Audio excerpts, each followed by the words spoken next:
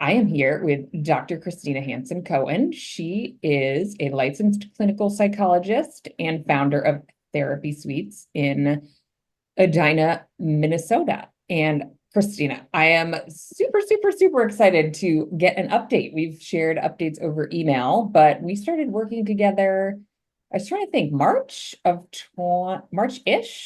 For 22. 2022, and then Yes. launched at the end of that year, roughly. At Soft the launch, beta launch, furniture delivery. yeah, we opened our doors January of 23 and then had Yeah, our official opening in the in first week April. of April 5th of 23. Yeah. So it was It's like been almost a literally a year. year Yeah. from concept to doors opening. It was a whirlwind. So, would you say? It was a whirlwind. Totally a whirlwind. Yeah. Your process went pretty smoothly because you're not signed a lease yet. You're still looking for locations. Right. I feel like you got a really good deal. I talk about you to other people about what's possible because they paid for your build out. Most Most of of it. it. Yeah. Yeah. Except for the upgrades that you wanted. Yeah. I mean, we paid about 25% of it, Okay. which Well, wasn't so bad. let's zoom out. So talk a little bit about your professional background and then your moment of, I would like to make a shared workspace for others like me. How did that Sure. happen? So I began in my own private practice in 2011, and I had a practice in Florida, which I still have. And I had a psychologist working under me for a very short amount of time and said to him, like, look, you can work for me for a year. I'll help you build your practice, and then we'll share office space and expenses. So I literally did that until my husband and I decided we were going to relocate back to Minnesota, which was home for me in many ways. That's where I went to college, grad school, my entire family was. So it was time to go home. And so obviously, like, left that because I didn't need office space all the time. And I went and rented an executive office suite for when I'm down in Florida. And I wanted something similar for up here because post COVID, we all are doing what I would say is hybrid. We see some patients online and we see some patients in person, but nobody's doing 100% in person. And very few practices are doing 100% online. Some patients just really like to be seen in person. And so, down there, I have an executive office, which is desk and three chairs. It's fine because I do forensic psychology down there. So it can be a more business relationship. But up here, I'm doing more therapy, and you really just need a couch and a chair. It needs to be a comfortable environment. And so I kept looking for co working spaces or office spaces that offered that I didn't have 24/7. And I just couldn't find it. So then I decided, okay, you've got to look for all the time office space. But when I looked at what was in my budget, it was like basement office space. It was grungy, it was dingy. Like, they weren't going to update it in any way. Like, I remember one place going in and every wall was a different color. Like, it looked like a preschool. And I was like, am I allowed to paint the walls? And they were like, no. I was like, I can't. And you need to know a little bit about Edina. Edina is a very upper crust community. They have a reputation of wanting finer things in life. And so I wanted an office space that matched that mentality. And it was just really hard to find that would be in my budget.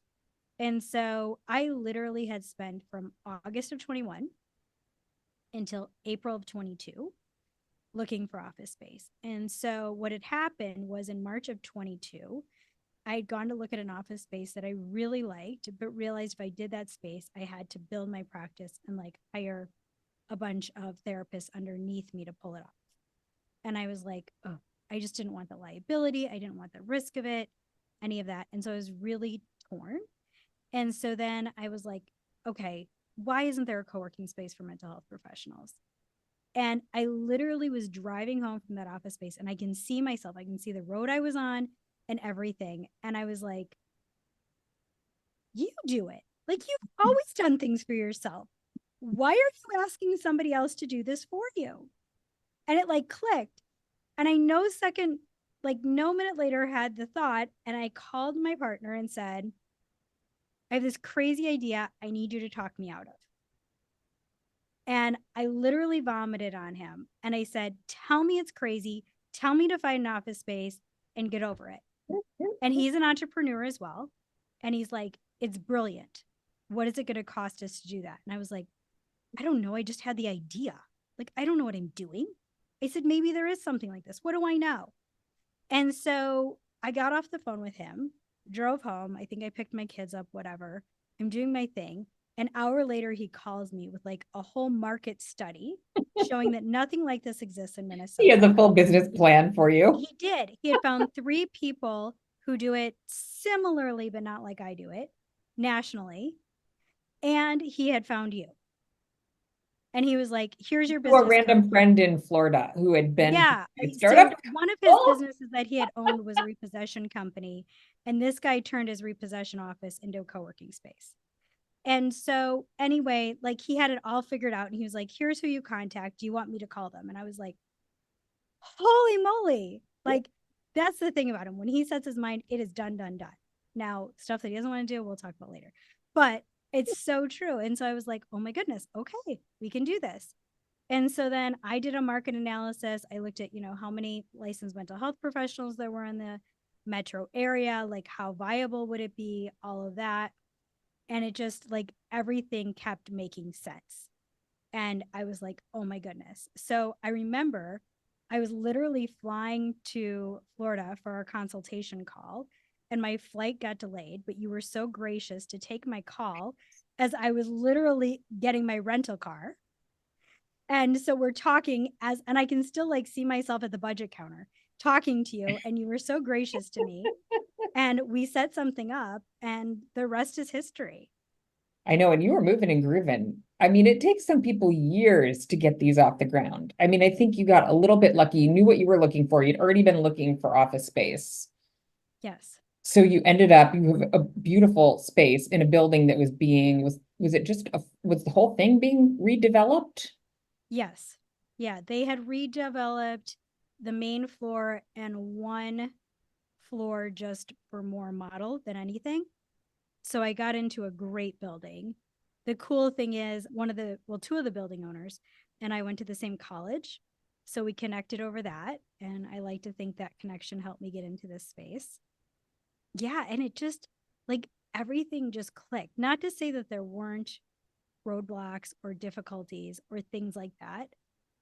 Anytime you're an entrepreneur and you're starting a new venture, you have lots of paralyzing moments, sleepless nights, moments you want to puke, moments you want to get hired by somebody else and forgo it.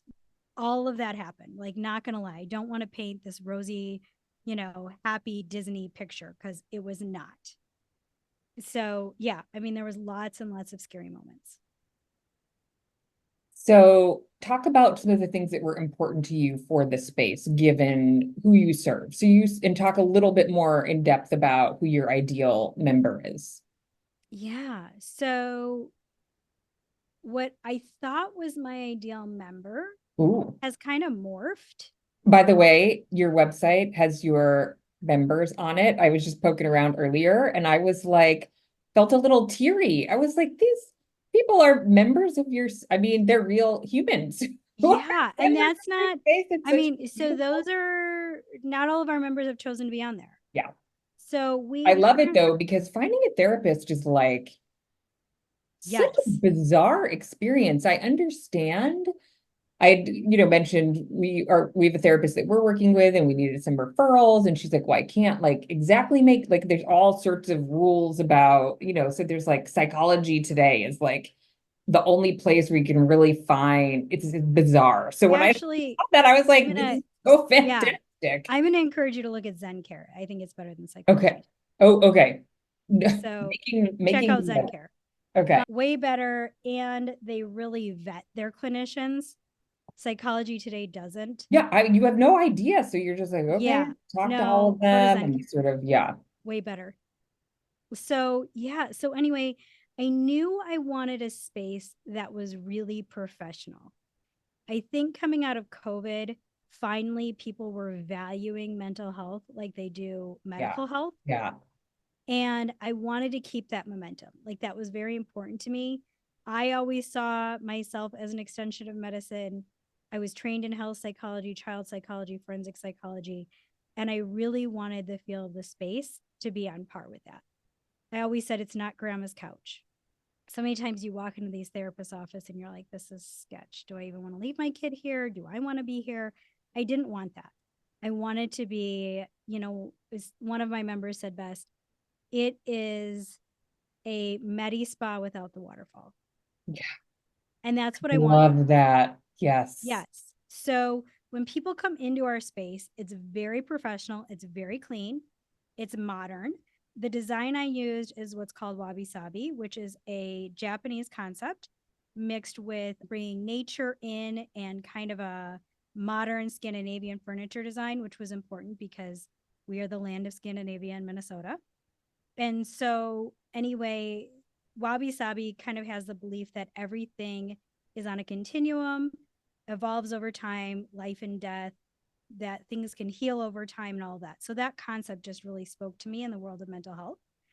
And so we have bits of nature with a modern, clean design. Also, coming out of COVID, I wanted furniture that was all wipeable, that anything could handle a bleach wipe.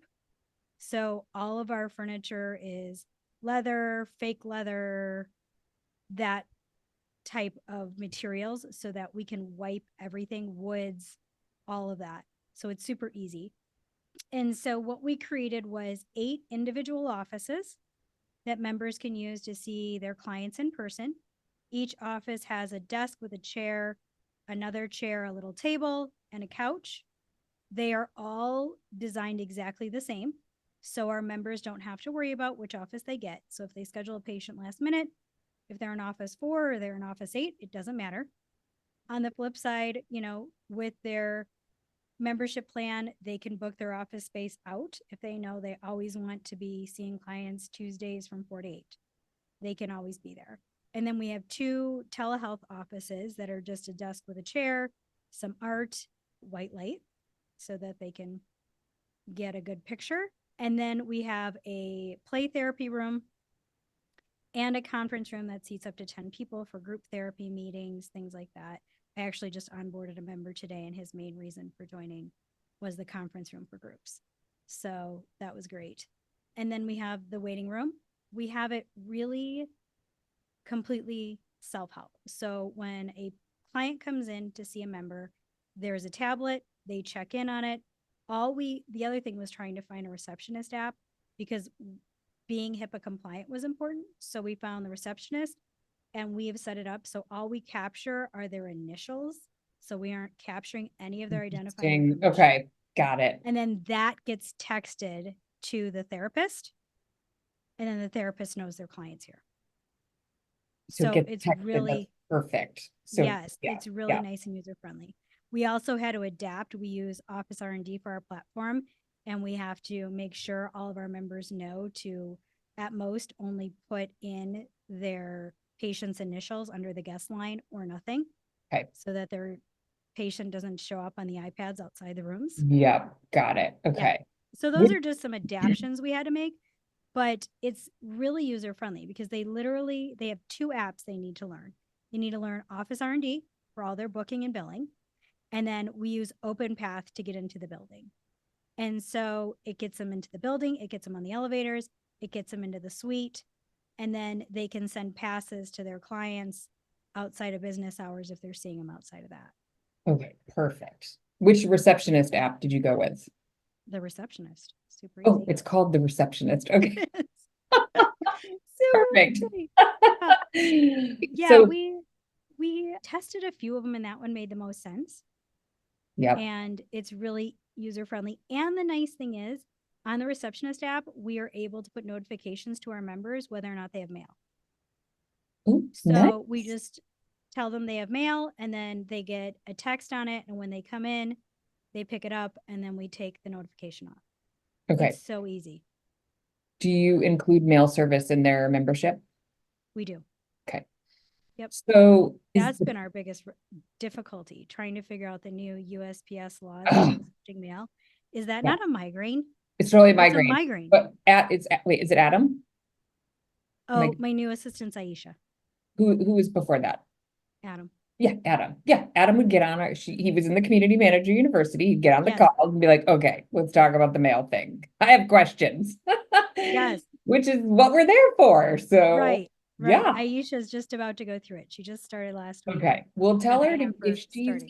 confused, get in the Slack group or send us a note or whatever. We have some good training on it, and we have a full FAQ doc. We have all the things. But Well, yes. I don't think it's so much as us having the information. I think it's just how uninformed our postal service is here.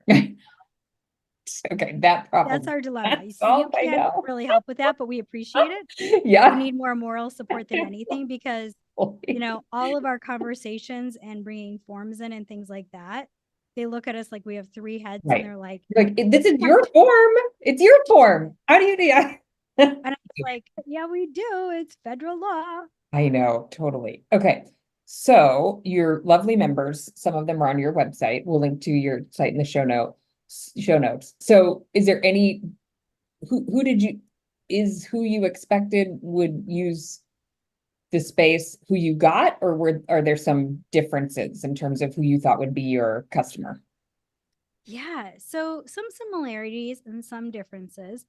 I think, and maybe this was kind of my self absorbed interest, I was expecting more like middle aged mothers like myself who were trying to juggle keeping, a job and their career and And balancing picking the mom kids up life. and driving them to soccer and yeah, Yeah. And all the being, things. an executive of their home and things like that. So Yes. that's what I kind of envisioned. And I think that was our pretty continual conversation. But the majority of our members are honestly mental health professionals that are leaving an agency or a clinic and going out and starting their own practice. And that has been super fun.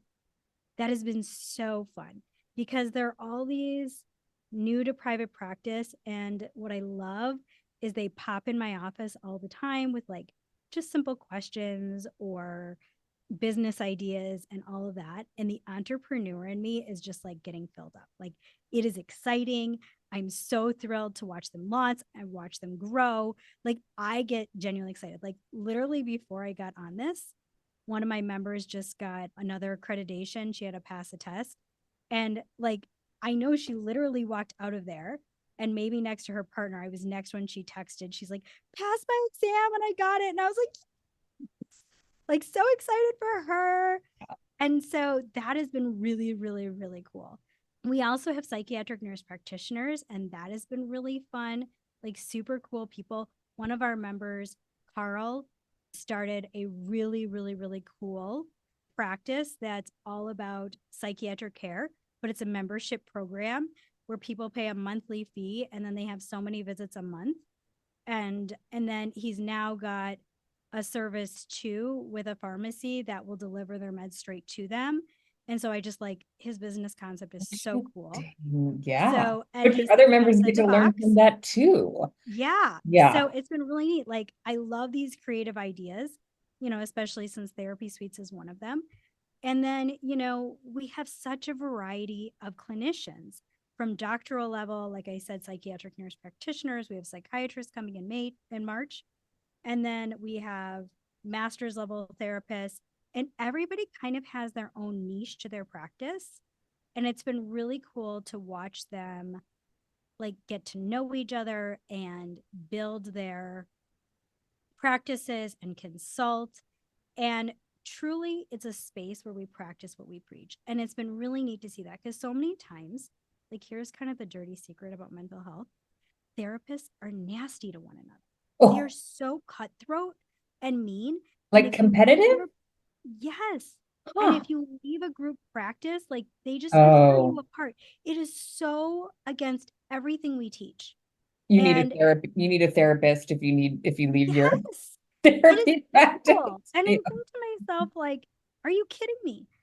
And so the cool thing here is, we have modeled and we have created an environment where legitimately we support each other, we encourage each other. If something comes up that's an ethical question, like every door is open to talk to you about it, not to intimidate you. Like, let's work through it. Let's talk through it. Let's figure this out. So it is a safe space. Like the same Yeah. way we create a safe space for clients, We've created a safe space for our members. And that is exactly what I dreamed of. Like, it's happening. And I love it. I love it.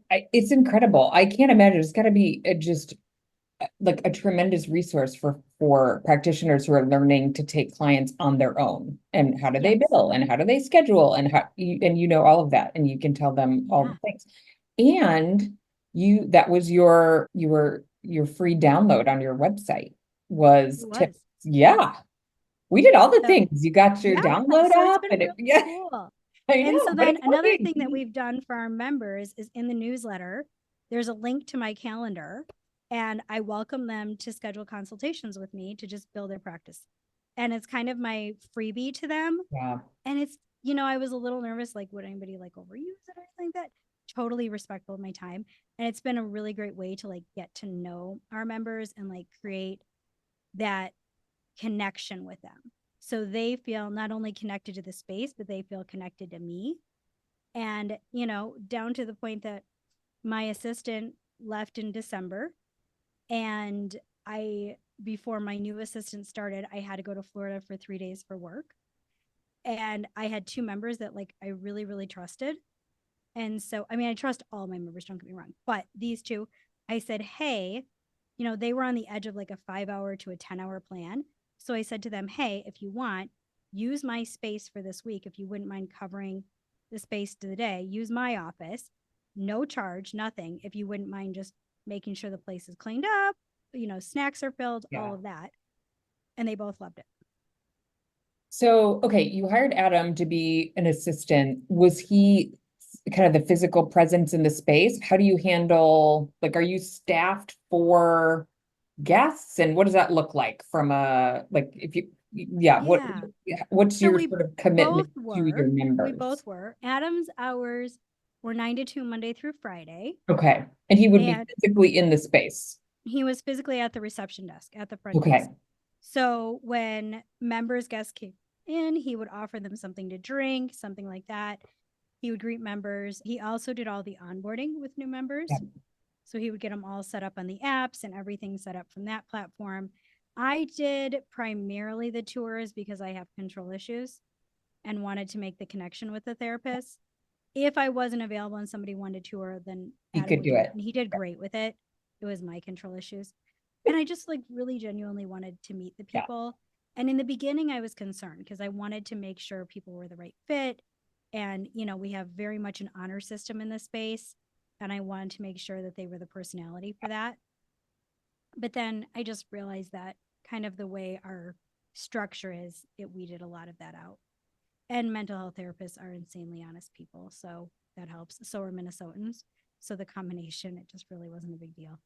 But yeah, so he did that. He also did a lot of our tech. Like, yeah. as I probably said in the beginning, tech is not my strength. And he got it, the joy of being a 20-something-year-old male, and not stereotype, but really he did. And so like he did a lot of our setting up office R&D because the way it was set up, we did the office R&D package. I'll just be honest, they botched it. But Adam like figured it out and did a lot of like pushing them to fix things and stuff like that. He did so much advocacy for us. He did the Everything Co-working course, which really helped. He learned so much from that. So the combination of that, he really did work out so many of the glitches that come in the first year of things that you just don't expect until you're in the moment. Yeah. And he really did that. And you have And kind of a so unique use case. I mean, you're we making it do. work. It's not 100% typical that that Right. a co-working software would manage. Right. I Yeah. mean, we don't have general desks. Yeah. We don't have open spaces. It's all private offices. Yeah. So you're real quick, your membership. So you have is it 2,000 feet? How many square feet total? No, we have 3,500, 3,200, 3,200. Okay. Got it. 3,300. 3,200. And you went through kind of what the space looks like. So nobody has a permanent space. They're buying buckets of hours. Correct. Okay, and that's worked well. Have you made any It changes has. to kind of how the plans are set up? We did add one more plan to 80 hours a month. Okay, so more a Um, bigger bucket. yeah. The Yeah. majority of our members are in the 5 hour bucket. And Interesting. then what's 5 hours interesting a is week or 5 hours a month? a month. Wow. Okay. And what they tend to do, what we've seen is the pattern is they buy in at the 5 hours a month. And then as their practices grow, they build up. And they really like that security because their initial investment is low when they're launching, which goes hand in hand of what I said, like keep your overhead as low as you can. And that's what they've done. And then as their practices grow, they increase hours. So, and we have our plan set up that it's a 6 month contract. And they, within that 6 months, they can upgrade their plan. Then they start another 6 month contract, but they can't back down in plan while they're in the 6 month contract. Okay. Yeah. So it gives you a little bit of reliability, but it's Yes. still really flexible for them. Yeah. And they can grow as their business grows, which is amazing. Yes. Yeah. Okay. So buckets of hours. So they reserve as they need to. Does Office R&D track their hours, or do they is that on the honor Yes. system? Yeah. Nope. They track it because they book their hours through them. And then if they go over their hours, then they get billed an hourly fee. Yeah. Like it's For like a however meeting. many. Got Yeah. it. Okay. So do you feel like, does your model require staffing? Because you mentioned you've got the receptionist app, like, is it that you like to have someone there? What's, I think it's nice to have somebody to greet you. Like I said, we're kind of a mini spa without the waterfall. So yeah, when you walk into a spa field, somebody offers you something to drink. They have you sit down. Your person comes out and greets you. So that's why I like it. And I think our members really like that, to have their person, be told, hey, just check in here. What would you like to drink? That kind of thing. It just makes it a comfortable atmosphere. it's a, yeah, higher end experience. And I noticed, because we were talking about this before the call, on your site, most of your clinicians are private pay, Correct. not insurance. So anybody who comes in is paying out of pocket, not, Yes. the lower insurance rate. And so I was telling you, I'm having that experience. We have a family member that we're doing that for, and we have to private pay, and the office is not nice, and they're, definitely not staffed. So I kind of love that experiential piece of it. Yeah. And most single practitioners don't have receptionists because it's not affordable. No, right. Totally out of reach. So, Yes. yeah. And so this kind of gives you that Yep. upper edge compared to Hmm. your colleagues. Right. It's a great experience for their clients, your members.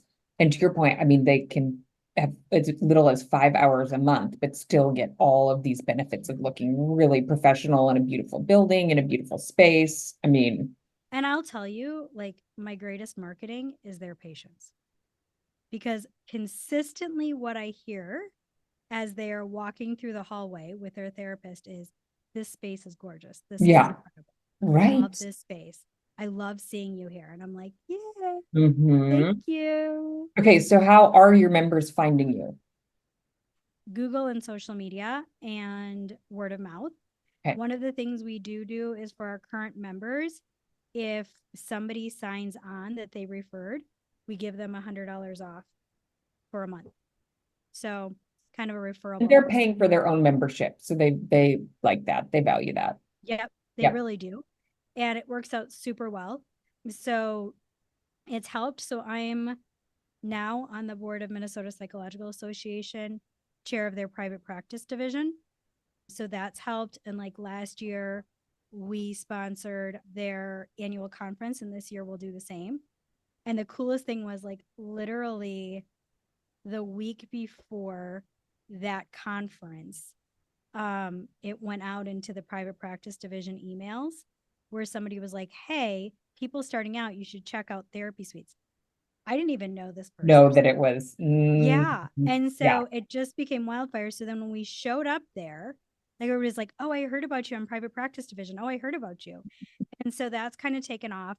Wait, is And that a then, listserv? Is that like a listserv? I remember when we were yes, going through your a marketing listserv. plan, you're like, Yeah. okay, there's And then I also, I follow a lot of the social media groups for private practice and mental health practitioners and things like that. So when people are looking for office space, I post yeah. about it. Okay. And so that's been a great way. And then the Google ads. So you're running ads. Yep, we are running ads. Yeah. Because I remember at the beginning, we were like, well, other spaces like this run ads. Let's see. So Yeah, that's been our biggest expense. And yeah. that's been really expensive. Yeah. but I think it's helped to fill our space. My goal is, when we get full, that will down how many Dial we're it doing down. and how much Yeah. we're doing. Yeah. But for right now, we need it. Yeah. And is Ruben running those for you? Yes, Yeah. Ruben is. Okay. And he's amazing. He is amazing. I know. So smart. We love you, Ruben. Yes, he's so smart. I can't get over it. I mean, He's I think super smart. yeah, I love talking to Ruben because he's so chill. Isn't he I so know. like, yeah, it's such a like a calming, He does. smart He's got and calm and good chill energy. yep. Yeah. Good, good. Yeah, I knew he wouldn't steer you wrong if it wasn't going to work. Yeah, you'll be able to dial that back. Okay, and the beauty of your model is that it is pretty scalable. I remember when we were looking at your numbers, we're like, I mean, you could, because of the bucket of hours, Yeah. you could have a lot of members with a lot of utilization and the fact that your clients would see patients. Do they see them on the weekend too? They have access to the space? They do. We created a spreadsheet that allows us to track our plan and how many hours are available. Yep. And I only did it for like 9 to 6 Monday through Friday, knowing full well that therapists are seeing people in the evenings, weekends, stuff like that. And Yep. then I subtracted 40 hours a month from that so that there was also flexibility, because I never wanted our members to feel like pigeonholed, like Yeah. this is the only space I can Yep. get, or this is the only time I can get, because I think that's one of the things that sets their suites apart from other office spaces is they aren't stuck only like Mondays from 1 to 6 or Yeah. something like that. If they're sharing space, like they can be in here whenever they want. Yep. It's open 24/7 to them. Not that they're seeing clients at 2 a.m. unless Yep. maybe they're seeing somebody in another country, but that way they have the flexibility to go with their schedule. And I think that's what co-working is all about, is that flexibility. Yep. No, 100%. I love this model so much. I think it's such a clear need in the marketplace. And I mean, just even sort of the stories that you've shared about your members and, how they're growing their businesses and connecting with each other. It's a unique, not every operator wants to have a niche space, but I think there's a lot of value in that too, where again, your members are so different, but they have some commonalities around their business models, which makes it, really fun for you to kind of tie those together. Do you do member events? We do. We do quarterly happy hours. We only do it quarterly because we don't really want to be a strain on our members, but we want Yeah. our members to have a social event. So it's like usually Thursday, 5 to 7, something like that. Super easy. Our first floor is kind of like a co-working space, which is really cool. In the It building. has, yep, it Yeah. has booths. It has like this long table with chairs, has this great fireplace. Outside, we have a fire pit and a bar. It's a really great space. And so we host it down there in the evening and we can rent that out for free. And so I'll just bring in food from somewhere light. I'll have like either wine or a signature cocktail or something, and then non alcoholic drinks. And we literally just hang out and chat. This year, I sent out a survey to the members just to see if anybody wanted like a holiday party. And everybody was like, no, thanks. And I was like, great, me Got neither. enough going on. Yeah. Right. And I felt the same, but like wanted to honor our Yeah. members. But I love that you And asked so, and you're like, nope, yeah. tell And us. then Yeah. we asked them, like, hey, if we get together like January, February, would you want to do like some type of service thing or just hang out? And the majority voted a service thing. So we actually have our next happy hour in February and at the end of this month. And we are doing a service project where there is an organization called Claire Housing, which is permanent housing for people who are HIV positive. And they have like single family homes for people who need more services to apartments for people who live more independently. And they create a welcome basket, which is essentially a laundry basket or bigger, filled with like all the things that they kind of need for starting an apartment. And so we're going to put together one of those. So we just put together an Amazon wish list to send out to members, and members can purchase what they want. It all gets delivered here. And then that night we'll put the baskets together, have some cocktails, have some food, and just hang out. I love that. Yeah. So it's really fun. Okay, so you've made it through year one almost. Holy cow. What's on tap for year two? Wow. Becoming profitable. There's that. yeah, I mean, the joy of having people at smaller plans means that it's smaller income, Yeah. but we're heading there. We're heading there. A big shock was that the taxes on this building doubled, which ultimately affected us, and my rent went up a good amount. And that was a The little building got cumbersome. reassessed after. No, No. um, there was some taxes that got approved. Okay. New. And so probably slight reassessment, but then Okay. a big jump in an educational tax, which, I support, but Uh, ouch, in theory, you support. ouch. Yes. Yeah. Ouch. Yeah. So that was really hard when that bill came last month. Had the money for it, whatever. But when you start to see yourself inch Yeah. closer to green and then Yeah. take that step back, it was like, oh, okay.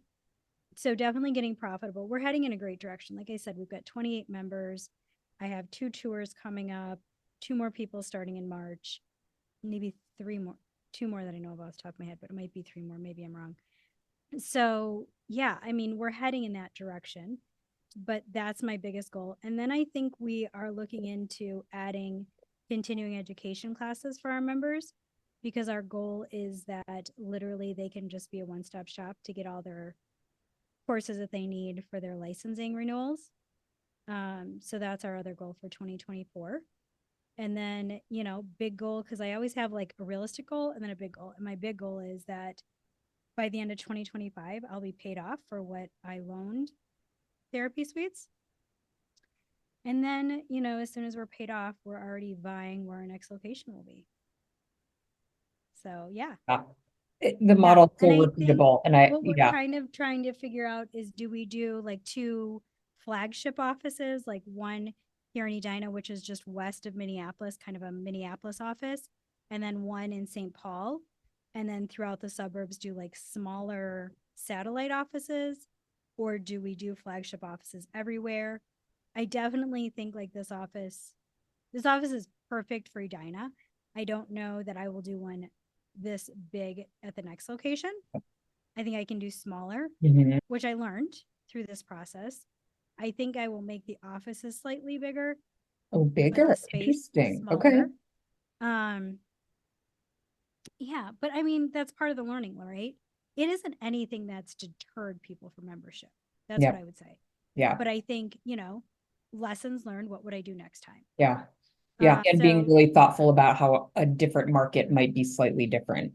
Yeah. right, Yeah. right.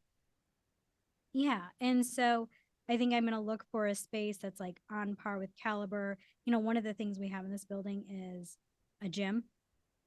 We have e-bikes that our members can use, and a lot of our members use the gym.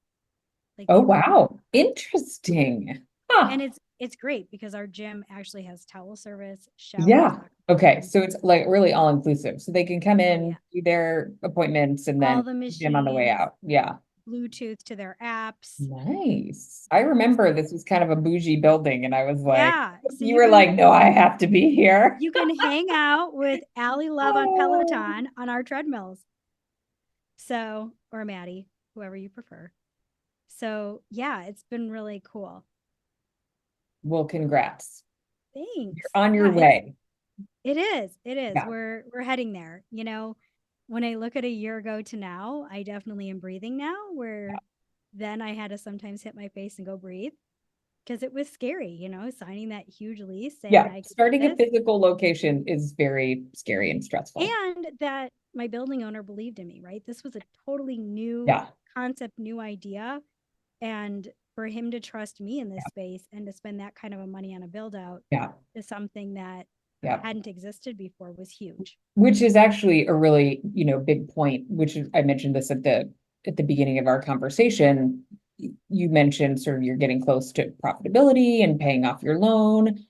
You did, you paid for furniture, nice furniture, you paid for some of the build out, but not paying for the full build out is such an advantage because you have a really nice space. So that dollar per square foot would have been high times 3,500 square feet. So you're not paying that back. It's not yours, it's No. the landlord's space. You didn't buy it, it's theirs, and they funded most of it, which will pay off in the long run. So Yeah. keep And I that in don't know mind that for the I would next have been time. able to afford to build Yep. such a nice space if I had not had that. Yeah. So huge win Yeah. in the long term. And he was thrilled because I kept our office suite on par with the rest of the building. But yeah. So I kept the professional flow. Yeah. Wonderful. Okay. I can't wait to check in with you again in a year. Yeah. Come see us in 2025 when we're launching the next one. And I'm having to consult you again. Perfect. Thank you. Thanks.